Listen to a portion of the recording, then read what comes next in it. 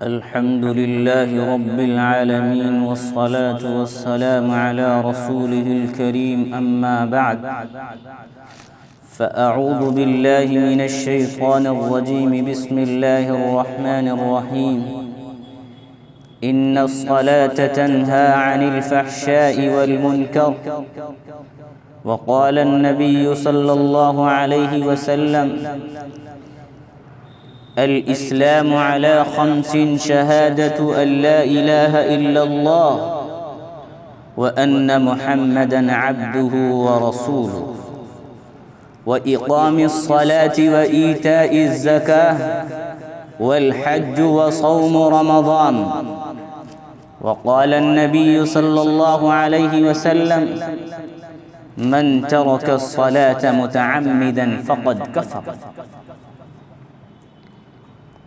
حضرات گرامی، میں نے ایک آیت کریمہ تلاوت کی ہے، اس میں اللہ تبارک و تعالی نے ایک اہم عبادت یعنی نماز کا ذکر فرمایا ہے۔ اسی کو حدیث پاک میں اس طرح بیان کیا گیا، ارشاد فرمایا آپ صلی اللہ علیہ وسلم نے کہ ایمان کی 5 بنیادی چیزیں ہیں: توحید، نماز، زکوٰۃ، حج اور صوم رمضان۔ ان 5 ارکان میں توحید کے بعد دوسرا درجہ نماز کا ہے۔ نماز ایک ایسی عبادت ہے جو اللہ رب العزت کو انتہائی محبوب ہے۔ چنانچہ حضرت عبداللہ ابن مسعود رضی اللہ تعالی عنہ فرماتے ہیں کہ میں نے رسول پاک صلی اللہ علیہ وسلم سے دریافت کیا کہ اللہ تعالیٰ کے یہاں سب سے زیادہ محبوب عمل کون سا ہے؟ آپ صلی اللہ علیہ وسلم نے ارشاد فرمایا کہ نماز ہے۔ حضرات گرامی، اس کے محبوب ہونے کی وجہ یہ ہے کہ نماز ایک ایسا گلدستہ ہے جس میں دیگر تمام عبادات کے تھوڑے تھوڑے نمونے پائے جاتے ہیں۔ زکوٰۃ میں کیا ہے؟ مال مولا کی رضا کے لیے وقف کرنا، اور نماز نام ہے جان مولا کی نظر کرنے کا۔ زکوٰۃ میں مال کی ادائیگی ہوتی ہے اور نماز میں جان کی قربانی کی جاتی ہے۔ قُلْ إِنَّ صَلَاتِي وَنُسُكِي وَمَحْيَايَ وَمَمَاتِي لِلَّهِ رَبِّ الْعَالَمِينَ، کہ آپ صلی اللہ علیہ وسلم کہہ دیجئے کہ میری نماز اور میری قربانی اور میرا جینا، میرا مرنا سب کچھ اللہ کے لیے جو دونوں جہانوں کا پالن ہے۔ حج میں کیا ہوتا ہے؟ حج نام ہے مانگنے اور پکارنے کا۔ نماز میں مانگنا بھی ہوتا ہے اور پکارنا بھی ہوتا ہے۔ ربنا آتنا فی الدنیا حسنۃ وفی الآخرۃ حسنۃ وقنا عذاب النار۔ روزے میں کیا ہے؟ مولا کی خاطر کھانا پینا وغیرہ چھوڑنا۔ نماز میں کیا ہوتا ہے؟ اپنے رب کی رضا کی خاطر اللہ اکبر کہہ کر ساری دنیا کو چھوڑ کر مالک حقیقی کی طرف متوجہ ہو جانا۔ خلاصہ یہ ہے کہ نماز مخ العبادات ہے، یعنی تمام عبادات کا مغز۔ ایک دوسری وجہ اس کے زیادہ محبوب ہونے کی یہ بھی ہے کہ اللہ رب العزت نے اپنے لاڈلے حبیب محمد مصطفیٰ صلی اللہ علیہ وسلم کو بے بہا نعمتوں سے سرفراز فرمایا، مگر اکثر تحفے آپ صلی اللہ علیہ وسلم کو فرش پر عطا ہوا۔ لیکن جب نماز کی باری آئی تو یہ تحفہ آپ صلی اللہ علیہ وسلم کو عرش پر بلا کر عطا فرمایا، جس کا قرآن میں اس طرح ذکر کیا گیا: سبحان الذی اسری بعبدہ لیلا من المسجد الحرام الی المسجد الاقصی الذی بارکنا حولہ۔ قرآن پاک میں اللہ رب العزت نے سب سے زیادہ نماز ہی کا حکم فرمایا۔ ارے ایک دو جگہ نہیں بلکہ بے شمار مقامات پر نماز کا حکم فرمایا۔ کہیں فرمایا اقیموا الصلاة وآتوا الزکاة، کہیں فرمایا اقیموا الصلاة ولا تکونوا من المشرکین، کہیں فرمایا حافظوا علی الصلوات والصلاة الوسطى وقوموا للہ قانتین، کہیں فرمایا وأمر اہلک بالصلاة واصطبر علیہا، کہیں فرمایا وأقم الصلاة لذکری، کہیں فرمایا ان الصلاة كانت علی المؤمنین کتابا موقوتا، کہیں فرمایا ان الصلاة تنہى عن الفحشاء والمنکر، کہیں فرمایا وسبح بحمد ربک قبل طلوع الشمس وقبل الغروب، کہیں فرمایا ومن اللیل فسبح وادبار السجود، کہیں فرمایا وَأَقِمِ الصَّلَاةَ طَرَفَيِ النَّهَارِ وَزُلَفًا مِّنَ اللَّيْلِ، اور کہیں فرمایا یا ایھا الذین آمنوا استعینوا بالصبر والصلاة۔ معزز سامعین، آپ حضرات کے سامنے تقریباً 11 آیات پڑھی گئی ہیں جن میں اللہ تعالیٰ نے مسلمانوں کو نماز کا حکم فرمایا ہے۔ اب آئیے احادیث کریمہ کی طرف بھی نظر ڈالیے، سرکار دو عالم صلی اللہ علیہ وسلم کیا فرماتے ہیں؟ آپ صلی اللہ علیہ وسلم فرماتے ہیں اول ما يحاسب به العبد يوم القيامة الصلاة فإن صلحت صلح سائر عمله وإن فسدت فسد سائر عمله، کہ قیامت میں سب سے پہلے نماز کا حساب کیا جائے گا، اگر وہ اچھی اور پوری نکل آئی تو باقی اعمال بھی پورے اتریں گے، اگر وہ خراب ہو گئی تو باقی اعمال بھی خراب نکلیں گے۔ دوسری جگہ ارشاد فرمایا قرۃ عینی فی الصلاۃ، کہ میری آنکھوں کی ٹھنڈک نماز میں۔ ایک جگہ ارشاد فرمایا الصلاۃ عماد الدین فمن اقامها اقام الدین ومن هدمها هدم الدین، کہ نماز تو دین کا ستون ہے، جس نے نماز کو قائم کیا اس نے دین کو قائم کیا، اور جس نے نماز کو چھوڑ دیا اس نے اپنے ایمان کا بیڑا غرق کر دیا۔ ارے اللہ کے نبی تو فرماتے ہیں الصلاۃ معراج المؤمنین، کہ نماز تو مسلمان کی معراج ہے۔ میرے دوستو، اللہ تعالیٰ نے نماز پڑھنے پر اس قدر انعامات سے نوازا، وہیں پر نماز چھوڑنے پر وعیدیں بھی بیان کی گئی۔ اللہ کے نبی ارشاد فرماتے ہیں بین العبد و بین الکفر ترک الصلاۃ، کہ ایمان اور کفر کے درمیان صرف نماز چھوڑنے کا فرق ہے۔ ایک جگہ ارشاد فرمایا من ترک الصلاۃ متعمدا فقد کفر، کہ جس نے جان بوجھ کر نماز چھوڑ دی اس نے کافروں والا عمل کیا۔ اسی طرح خلیفہ ثانی حضرت عمر فاروق رضی اللہ تعالیٰ عنہ فرماتے ہیں لا حظ فی الاسلام لمن لا صلاۃ لہ، کہ بے نمازی کا دین میں کوئی حصہ نہیں۔ عزیزان محترم، ان تمام احادیث سے بھی یہی ثابت ہوتا کہ بغیر نماز کے کوئی چارہ کار نہیں ہے۔ یقیناً نماز ایسی عبادت ہے جو بندے کو رب سے قریب کر دیتی ہے۔ نماز ایسی عبادت ہے کہ نماز کی حالت میں اللہ تبارک و تعالی اپنے بندے کے سب سے زیادہ قریب ہوتا ہے۔ اسی لیے اللہ تبارک و تعالی نے اس عبادت کو کسی نبی کے لیے خاص نہیں کیا، کسی خاص جماعت کو نماز کا حکم نہیں فرمایا، بلکہ تمام مسلمانوں کو اعلان کرتے ہوئے فرمایا اے نبیو، اے صحابہ و تابعین، کتب و ابدال، علماء و صلاحہ، پیروں مریدوں اور عام مسلمانوں، سب کے سب مجھے سجدہ کرو، سب کے سب مجھے سجدہ کرو، سب کے سب میرے سامنے اپنی پیشانی خم کرو، چونکہ بغیر نماز کے کوئی مقام ملنے والا نہیں ہے۔ حضرات گرامی، ارے مجھے بتاؤ تو صحیح، کوئی قطب بغیر نماز کے قطب بناؤ، کوئی ابدال بغیر نماز کے اس مقام پر پہنچاؤ، کوئی ولی بغیر نماز کے ولایت کے مقام کو پہنچاؤ، کوئی پیر بغیر نماز کے پیر بنا ہو، بغیر نماز کے کوئی کسی مقام تک پہنچ ہی نہیں سکتا۔ ہر ایک نے اس عبادت کو دل و جان سے ادا کیا، اپنی زندگیوں میں کبھی نماز سے بے خبر نہ ہو۔ ارے اندازہ لگائیے کہ آپ صلی اللہ علیہ وسلم کا آخری وقت ہے اور مرض کی شدت ہے، آپ کو بخار ہے، سر میں درد ہے، ادھر نماز کا وقت ہوا چاہتا ہے، آپ پوچھتے ہیں کہ کیا نماز ہو گئی؟ صحابہ کرام رضی اللہ عنہم اجمعین عرض کرتے ہیں کہ نہیں یا رسول اللہ، ابھی آپ کا انتظار ہے۔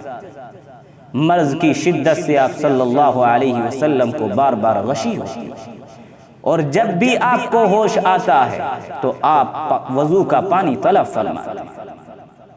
آخر ایک مرتبہ آپ صلی اللہ علیہ وسلم نے وضو فرمائی اور حضرت ابن عباس اور ایک دوسرے صحابی کے سہارے مسجد میں اس طرح تشریف لائے کہ آپ کے قدم مبارک زمین پر اچھی طرح جمتے نہیں تھے۔ میرے دوستو، یہ ہے نماز۔ ارے نبی پاک صلی اللہ علیہ وسلم نے آخری وصیت بھی یہی فرمائی تھی۔ آپ صلی اللہ علیہ وسلم جب مرض الوفات میں امت کو وصیت فرما رہے تھے، ان میں ایک وصیت یہ بھی تھی الصلاۃ وما ملکت ایمانکم، کہ نماز اور غلاموں کا خاص خیال رکھنا۔ صحابہ کرام کی نماز کیسی تھی؟ اندازہ لگائیے کہ صحابہ کرام رضی اللہ عنہ آپ صلی اللہ علیہ وسلم کی وصیت پر کس قدر کھرے اترتے ہیں۔ صحابہ کرام نے اپنی جانیں تک نماز کی خاطر قربان کر دی۔ حضرت عمر فاروق رضی اللہ تعالیٰ عنہ اتنا بڑا انسان نماز پڑھتے پڑھتے شہید ہو گئے۔ حضرت حسین میدان کربلا میں دشمنوں کے نرغے میں نماز پڑھتے ہیں۔ اسی طرح حضرت عباد بن بشر ایک صحابی ہیں، رات میں نماز پڑھ رہے ہیں، اللہ کی عبادت میں مشغول ہیں، اور دشمن ان کے اوپر تیروں کی بارش کر رہا ہے، پورا بدن لہو لہان ہو جاتا ہے، مگر قربان جائیں صحابہ کرام پر حضرت عباد اللہ کی طرف اس قدر متوجہ ہیں، اس قدر متوجہ ہے کہ آپ کو اس کی کوئی خبر ہی نہیں۔ ہمارے اکابر کی نماز کیسی تھی؟ ارے حضرت امام اعظم ابو حنیفہ نے 50 سال تک عشاء کی وضو سے فجر کی نماز ادا کی۔ شیخ عبد الواحد نے 40 سال تک عشاء کی وضو سے فجر کی نماز پڑھی۔ میرے عزیزو، یہ تھا ہمارے اکابرین کا عمل، اور اس کی وجہ یہ بھی صاف ظاہر ہے، کیونکہ ان حضرات کو معلوم تھا کہ نماز پڑھنے سے اللہ راضی ہوتا ہے، نماز کی برکت سے اللہ تعالیٰ گناہوں کو معاف فرماتا ہے۔ نماز سے دنیا بھی بنتی ہے اور آخرت بھی بنتی ہے۔ نماز تو گناہوں سے روکتی ہے۔ قرآن کریم اعلان کرتا ہے ان الصلاۃ تنہی عن الفحشاء والمنکر، کہ نماز برے کاموں سے بچاتی ہے، اسی طرح نماز پڑھنے سے گناہ معاف ہوتے ہیں۔ حضرت ابو ذر رضی اللہ تعالیٰ عنہ فرماتے ہیں کہ ایک مرتبہ نبی کریم صلی اللہ علیہ وسلم سردی کے موسم میں باہر تشریف لائے اور پتے درختوں سے گر رہے تھے۔ آپ صلی اللہ علیہ وسلم نے ایک درخت کی ٹہنی ہاتھ میں لی، اس کے پتے اور بھی گرنے لگے۔ آپ صلی اللہ علیہ وسلم نے فرمایا، اے ابو ذر، مسلمان بندہ جب اخلاص سے اللہ کے لیے نماز پڑھتا ہے تو اس کے گناہ ایسے ہی گرتے ہیں جیسے پتے درخت سے گر رہے ہیں۔ میرے دوستو، نماز تو یہ ہے، ارے نماز سے تو رزق میں بھی برکت ہوتی ہے۔ اللہ تبارک و تعالی دنیا میں بھی بڑے بڑے انعامات عطا فرماتا اور آخرت میں بھی بڑے بڑے انعام سے نوازتا۔ نماز تو روزی کھینچنے والی، صحت کی محافظ ہے۔ ارے نماز پڑھنے والا بیماریوں سے دور رہتا ہے، دل کو تقویت پہنچاتی ہے۔ نماز پڑھنے سے چہرے کو خوبصورتی حاصل ہوتی ہے، بدن میں نشاط اور چستی پیدا کرتی ہے۔ نماز تو روح کی غذا ہے، بڑے بڑے مسائل اور پریشانیاں نماز کی برکت سے ختم ہو جاتی ہیں۔ میرے بھائیو، آج ہم لوگوں نے نماز چھوڑ دی، اسی لیے ہم حالات و مصائب کا شکار ہیں۔ نماز چھوڑ کر روزی روٹی کمانے کی دھن میں لگے ہوئے، اسی لیے رزق کی تنگیاں ہماری چوکھٹ تک پہنچ چکی ہیں۔ آج پوری دنیا میں مسلمان ذلیل و خوار ہو رہے ہیں۔ نماز چھوڑ کر دنیا والوں کے سامنے اپنے آپ کو جھکا رہے ہیں۔ اللہ کے سامنے اگر نماز میں جھکا جائے تو تمام دنیا کے سامنے ہمیں جھکنا نہیں پڑے گا۔ میرے بھائیو، اگر نماز نہیں پڑھو گے تو دنیا میں بھی ذلت و رسوائی ملے گی اور قیامت میں بھی جہنم کا ایندھن بننا پڑے گا۔ ارے نماز چھوڑنے پر اللہ تعالیٰ کی طرف سے پکڑ بھی بڑی سخت ہے۔ بے نمازی کے لیے سخت عذاب کی وارننگ ہے۔ ایک حدیث پاک میں آتا ہے کہ جہنم میں ایک وادی ہے جس کا نام لم ہے، اس میں سانپ ہیں جو اونٹ کی گردن کے برابر موٹے ہیں اور ان کی لمبائی 1 مہینے کی مسافت کے برابر ہے۔ اس میں نماز چھوڑنے والے کو عذاب دیا جائے۔ میرے بھائیو، جو شخص نماز کو قضا کر دے، چاہے وہ بعد میں پڑھ بھی لے، پھر بھی اپنے وقت پر نہ پڑھنے کی وجہ سے ایک حقب جہنم میں جلنا پڑے گا۔ اور حقب کی مقدار جانتے ہیں آپ؟ حقب کی مقدار 80 برس ہوتی ہے، 80 سال ہوتی ہے۔ 1 برس 360 دن کا، اور قیامت کا ایک دن 1000 سال کے برابر ہوگا۔ اس حساب سے ایک حقب کی مقدار 2,88,00,000 برس ہوئی۔ بے نمازی جیسے ہی قبر میں پہنچے گا تو قبر اس پر تنگ ہو جائے گی کہ پسلیاں ایک دوسرے میں گھس جائیں گی، نیز قبر میں آگ جلا دی جائے گی۔ اس کے علاوہ اللہ تعالی ہماری حفاظت فرمائے اور بھی مختلف قسم کے عذاب دیں۔ اللہ تمام مسلمانوں کی حفاظت فرمائے۔ میرے بھائیوں، آخر سوچنے کا مقام ہے، آخر ہمیں کیا ہو گیا؟ کیوں نماز نہیں پڑھتے؟ کیا ہمیں اللہ کے عذاب سے ڈر نہیں لگتا؟ کیوں اپنی جانوں پر ظلم کر رہے ہو؟ کیوں اللہ کے عذاب کے مستحق بن رہے ہو؟ اگر ایک کانٹا چبھ جائے تو اس کی تکلیف برداشت نہیں ہوتی، ایک انگلی جل جائے تو سارا دن ہائے ہائے کرتا پھرتا ہے، تو پھر اتنا سخت عذاب کیسے برداشت ہوگا؟ کیوں اللہ کے باغی ہو گئے؟ کیوں اس کے احسانات کو بھلا دیا؟ ارے کیا تمہیں اس کے احسانات یاد نہیں؟ تمہیں بھوک لگتی ہے تو اس کے رزق سے پیٹ بھرتے ہو، پیاس لگتی ہے تو اس کا دیا ہوا پانی پی کر اپنی پیاس بجھاتے ہو، دن بھر میں لاکھوں ٹن ہوا اپنے اندر لے جاتے ہو۔ غرض اسی کے دیے ہوئے رزق سے زندہ، اسی کے دیے ہوئے پانی سے زندہ، اسی کی دی ہوئی ہوا سے زندہ۔ ارے یاد رکھو، وہ ارحم الراحمین ہے۔ اگر اپنی ہوا کو روک لے تو پھر کوئی چارہ نہیں ہے تمہارے لیے، ہمارے لیے سوائے موت کے۔ جو رب اتنا بڑا محسن ہے، اتنا بڑا مہربان ہے، آج ہم اور تم اس کے باغی ہو گئے۔ ایک تھانے دار آواز لگائے تو سر پر پاؤں رکھ کر دوڑے، حاکم آواز دے تو بیوی کی آغوش بھی چھوڑ کر بھاگے۔ ارے تیرا اللہ جو احکم الحاکمین ہے، بادشاہوں کا بادشاہ ہے، ایک دن میں 5 دفعہ پکارتا ہے، حی علی الصلاۃ، آ نماز کی طرف، حی علی الفلاح، ارے آ کامیابی کی طرف، اور تو اپنی بیوی کی آغوش میں لیٹا ہے، تیرے سر پر جوں بھی نہیں رینگتی۔ ارے ہڑتال ہو جائے تو مہینوں دکان نہ کھلے، نماز کے لیے دکان بند کرنے سے تجھے فاقہ ڈستا ہے۔ اللہ کے لیے ارے خدا را اس غفلت و سستی سے باز آ جاؤ، اپنے آپ کو نمازی بناؤ، اپنے بچوں کو بھی نماز کا عادی بناؤ، انشاءاللہ تعالی دونوں جہانوں کی کامیابی قدم چومے گی۔ ارے وہ ایک سجدہ جسے تو گراں سمجھتا ہے، وہ ایک سجدہ جسے تو گراں سمجھتا ہے، ہزار سجدوں سے دیتا ہے آدمی کو نجات۔ وآخر دعوانا ان الحمد للہ رب العالمین۔